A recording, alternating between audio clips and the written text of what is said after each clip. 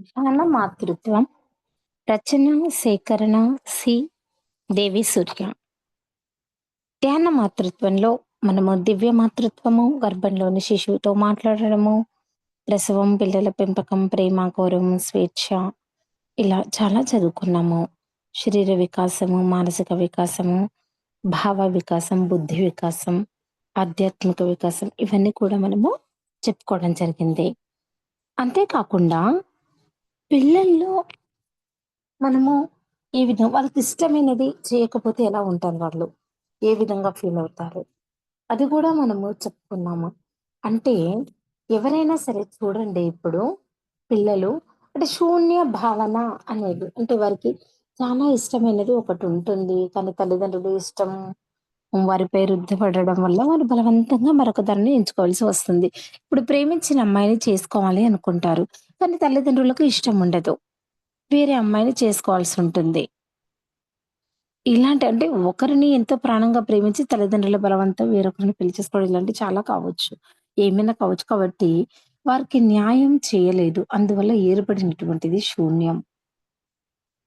చిన్నతనంలో పిల్లలకు షరతులతో కూడిన ప్రేమ ఇవ్వడం వల్ల, వారిని వేరే ఇతరులతో పోల్చి చిన్నబుచ్చడం వల్ల, వారిపై చదువు కోసం, ర్యాంకులు మరియు మార్కుల కోసం మొదటి స్థానం రావాలని ఒత్తిడి పెట్టడం వల్ల, తల్లిదండ్రుల కోరికలు పిల్లలపై రుద్దడం, వారి జీవితంలోని ధ్యేయానికి అంకితం అవ్వకుండా అడ్డుకోవడం, వారికి గౌరవం ఇవ్వకపోవడం, స్వేచ్ఛ, అంగీకారం మరి అప్రిషియేషన్ అంటే మెచ్చుకోవడం అనేది లేకపోవడం వల్ల వారిని కొట్టడము, తిట్టడము, రక్షణ కల్పించడం. అవునా? వారికి రక్షణ కల్పించకపోవడం వల్ల, ఇంకా వారిని జడ్జ్ చేయడం వల్ల అంటే వీడెందుకు పనికిరాడు, ఇదో పెద్ద మొద్దు, పిరికివాడు, చవట, ఏమి చేతకాదు వంటివి. వారితో సమయాన్ని గడపకపోవడం వల్ల ఇంకా ఇలాంటి మరెన్నో కారణాల వలన పిల్లలు వారిలో ఎన్నో పరిమితులు మళ్ళీ బ్లాక్స్ ఏర్పరచుకొని వారి జీవితాలలో సమస్యలు, దుఃఖం సృష్టించుకుంటారు.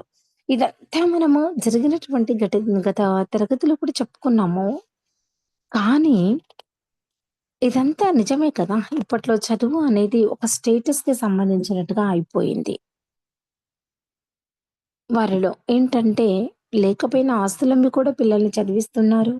స్టేట్స్‌కి పంపిస్తున్నారు. ఎన్ని రకాలు కానీ వారికిష్టం ఉందా లేదా అనేది మాత్రం తెలుసుకోవడం లేదు.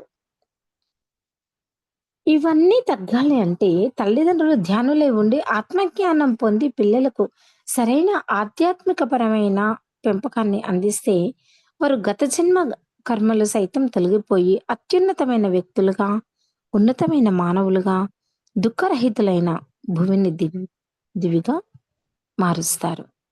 అంటే బాగా కాలుతున్న కట్టె పక్కన మరొక దానిని పెడితే అది కూడా ప్రకాశవంతంగా కాలుతుంది. అదేవిధంగా ఆత్మజ్ఞానం పొందిన తల్లిదండ్రులు చైతన్యవంతమైన పెంపకం వల్ల పిల్లలు కూడా ఆత్మజ్ఞానులై, దివ్యులై పొందుతారు. అంటే మరొక్కసారి గుర్తు చేసుకుందాం ఫ్రెండ్స్ మనమంతా. ఈ జ్ఞానం తెలుసుకున్నది తల్లిదండ్రులను నిందించడానికి కాదు. అలాగే ఇప్పుడు వారి నుండి ఏదో ఆశించడానికి కూడా కాదు. అవునా? మనమంతా బాధితుల చేత బాధింపబడుతున్న వాళ్ళమని. మన తల్లిదండ్రుల విషయంలో స్వయంగా వారికి ఆధ్యాత్మిక పిల్లల పెంపకం జరగలేదు. వాళ్ళ తల్లిదండ్రులకు ఈ జ్ఞానం తెలియదు. కనుక వారు పెరిగిన విధానాన్ని, వారి నమ్మకాలను అనుసరించి మన తల్లిదండ్రులు ఎప్పుడు వారు చేయగలిగిన మంచిని వారి అవగాహన మేరకు మనకు చేశారు. లూయిస్ ఎల్‌హే అతని సవతి తండ్రి చేత 5 సంవత్సరాల వయసులో బలాత్కారం చేయబడ్డారు. ఆమె ఎంతో బాధాకరమైన, అవమానకరమైన బాల్యం గడిపారు. అయినప్పటికీ ఆమె తను ఎంతో జ్ఞానం పొంది, ఆమె ఏర్పరచుకున్న పరిమితులన్నీ బద్దలు కొట్టి, తన పట్ల తప్పుగా ప్రవర్తించిన వారందరినీ క్షమించి, అత్యున్నతమైన వ్యక్తిగా ఎదిగారు. కొన్ని కోట్ల మంది జీవితాలకు మార్గదర్శకత్వం చేశారు. తన పుస్తకాల ద్వారా, మరి తన సంస్థల ద్వారా ఈ సమాజానికి అత్యుత్తమమైన సేవలు కూడా అందించారు. ఆమె జీవితం అందరికీ ఒక సజీవమైన ఉదాహరణ.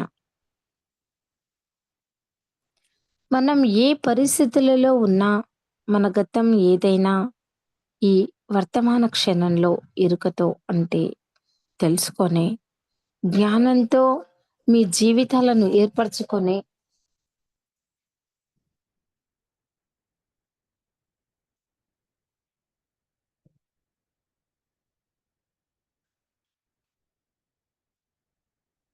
ఈ జీవితాలకు ఉన్న జ్ఞానం పొంది ఆమె ఏర్పరచుకున్న పరిమితులన్నీ బద్దలు కొట్టి, తన పట్ల తప్పుగా ప్రవర్తించిన వారందరిని క్షమించి, అత్యున్నతమైన వ్యక్తిగా ఎదిగారు. అంటే మనం ఏ పరిస్థితులలో ఉన్నా, మన గతం ఏదైనా ఈ వర్తమాన క్షణంలో జ్ఞానంతో జీవితాలను మార్చుకొని అద్భుతంగా అంటే పిల్లలను తీర్చిదిద్దగల శక్తి మనకుంది. ఈ వర్తమాన క్షణంలో జీవితాన్ని తీర్చిదిద్దే బాధ్యత పూర్తిగా మనదే. కనుక తల్లిదండ్రులను నిందించవద్దు. అలాగే ఇప్పుడు వారి నుండి ఏదో పొందాలని కూడా ఆశించవద్దు. ఈ జ్ఞానమంతా మీరు తెలుసుకున్నది మీ సొంత అవగాహన కోసం మాత్రమే అని గుర్తుపెట్టుకోండి. ఎప్పుడు అయితే మీలో ఉన్న బ్లాక్స్‌ను మీరు గుర్తిస్తారో, అంగీకరిస్తారో అప్పటి నుండి స్వస్థత ప్రక్రియ మొదలవుతుంది. ధ్యాన సాధన ద్వారా మరీ నిరంతర ఎరుక సాధన చేయడం ద్వారా మరీ ఇంకా ఇన్నర్ చైల్డ్ వర్క్ అంటే అంతఃశిశువు ద్వారా మనకు మనమే స్వస్థత పొందాలి. అంటే మనకు మనమే తల్లిదండ్రులు అవ్వాలి. అంతే కదా! ఈ సాధన ద్వారా అంటే మీ యొక్క అన్ని పరిమితుల నుండి బయటపడి జీవితాన్ని అత్యద్భుతంగా జీవించగలరు. అంతేకాక పిల్లలకు సరైన న్యాయం చేయగలరు. చక్కగా వారిని పెంచగలం కూడా. ఇన్నర్ చైల్డ్ వర్క్ అంటే మన జీవితంలోని సంబంధ బాంధవ్యాలు అంటే రిలేషన్‌షిప్ బాగుండాలి అంటే అన్ని బాంధవ్యాలలో దివ్యమైన ప్రేమను వెల్లివిరియాలి. అంటే దానికంతటికి మూలం ప్రప్రదంగా మీతో మీకు గల రిలేషన్ మీ పట్ల మీకు ఉన్న అంగీకారం. యాక్సెప్టెన్సీ. మీ పట్ల మీకు గల ప్రేమ, అలాగే మీ పట్ల మీకు గల క్షమాపణ, మరియు శ్రద్ధ, ఆ తర్వాత మీ తల్లిదండ్రులతో మీకు గల రిలేషన్ వీటి మీద మీ జీవితంలోని మిగిలిన బాంధవ్యాలు ఆధారపడి ఉంటాయి. ఇవే మిగిలిన అన్నింటికి పునాదిగా చెప్పవచ్చు. కనుక అన్నింటికంటే ముందుగా మనల్ని మనం పూర్తి హృదయంతో అంగీకరించుకొని ప్రేమించుకోవాలి. కొంతమంది చూడండి ఎలా నేనెందుకో పనికిరాను అని తనని తానే నిందించుకుంటారు కదా! అలా చేయకూడదు. మన పత్రిజీ గారు కూడా చెప్పారు. First respect our self. మనని మనం గౌరవించుకోవాలి ముందు కదా! ఆ తర్వాత మన తల్లిదండ్రులతో మనకున్న రిలేషన్ స్వస్థత పరుచుకోవాలి. అంటే చిన్నతనం నుండి జరిగిన రకరకాల సంఘటనల వల్ల మన పట్ల మనకే ప్రేమ, అంగీకారం ఉండదు. అది మన రూపం కావచ్చు, మన రంగు కావచ్చు, పనులు కావచ్చు, లేదా బలహీనతలకు ఇంకా మన పరిస్థితులు కూడా కావచ్చు. అలాగే మన తల్లిదండ్రుల పట్ల కొంత స్థాయిలో లేదా ఎక్కువ వ్యతిరేకత ఉండవచ్చు. కావున ముందుగా మన దీనినంతటిని స్వస్థపరుచుకోవాలి. ఇందుకోసం మనకు ఇన్నర్ చైల్డ్ అనే ఈ గైడెడ్ ధ్యానం ఎంతో అద్భుతంగా సహాయపడుతుంది. ఈ ప్రక్రియను మీరు ధ్యానంలో చేయాలి. తద్వారా మీరు మీ చిన్నతనంలోనే ఆ పరిమితులను అంటే ఆ చైల్డ్‌హుడ్ బ్లాక్స్‌ని అవునా?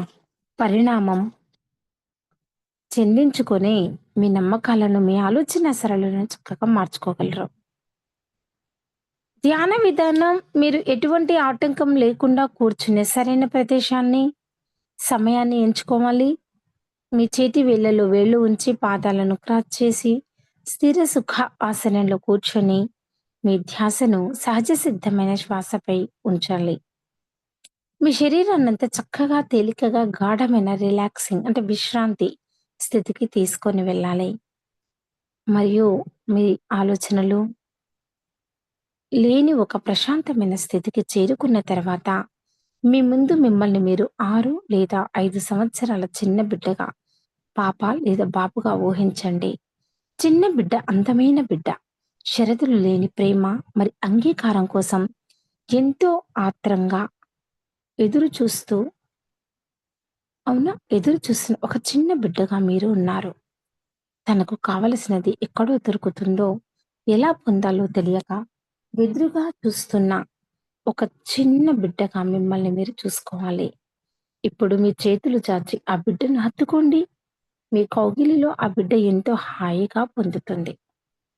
అవునా? ఎంతో సంతోషాన్ని పొందుతుంది. ఎంతో హాయిని పొందుతుంది. ఎంతో సురక్షితంగా ఫీల్ అవుతుంది. తన కోసం మీరు ఉన్నారని, తనను ఎల్లవేళలా రక్షిస్తారని చెప్పండి. నీవు ఎంతో అద్భుతమైన బిడ్డవు. నువ్వు ఎంతో విలువైన బిడ్డవు. నీకు ఎంతో అర్హత ఉంది. నీకు అన్నిటిని పొందే అర్హత ఉంది అని చెప్పండి. నిజానికి మీరే ఒక ప్రేమ భాండాగారం. మీ వద్ద ఎంతో మందికి తిరిగి పంచడానికి హృదయం నిండా పొంగి పొర్లేంత ప్రేమ ఉంది. మీరు ఇంకొకరి నుండి ప్రేమను ఆశించవలసిన అవసరం లేదు. మీ వద్దే మీకు మరి మీతో పాటు అందరికీ పంచేంత అనంతమైన ప్రేమ ఉంది. ఇప్పుడు ఆ చిన్న బిడ్డను మీ హృదయంలో పట్టేంత చిన్నదిగా చెయ్యండి. ఇప్పుడు మీ హృదయంలో ఆ బిడ్డను ఉంచండి. మీరు తలదించి మీ హృదయం వైపుగా చూస్తూ ఆ బిడ్డ తల ఎత్తి మీ వైపు చూస్తోంది. మీరు ఎంతో అపారంగా మీ హృదయం ద్వారా ఆ స్వస్థత ప్రక్రియ మొదలవుతుంది. ధ్యాన సాధన ద్వారా మరి నిరంతర ఎరుక సాధన చేయడం ద్వారా మరి ఇంకా ఇన్నర్ చైల్డ్ వర్క్ ద్వారా మనకు మనమే స్వస్థత పొందాలి. మనకు మనమే తల్లిదండ్రులవ్వాలి. ఈ సాధన ద్వారా మీ యొక్క అన్ని పరిమితుల నుండి బయటపడి మీ జీవితాన్ని అద్భుతంగా జీవించగలరు. అవునా? అపారంగా మీ హృదయం ద్వారా ఆ బిడ్డకు అంటే మీకు మీరే ప్రేమను, రక్షణను ఇస్తున్నారు. ఎంతో హాయిగా, క్షేమంగా, ఆనందంగా ఆ బిడ్డ ఉంది. అవునా? ఇప్పుడు దీనిని ఇంతటితో ఆపేస్తాను. రేపటి తరగతిలో మనము దీనిని పూర్తి చేసుకుందాం. సరేనా? అందరికీ నమస్కారం.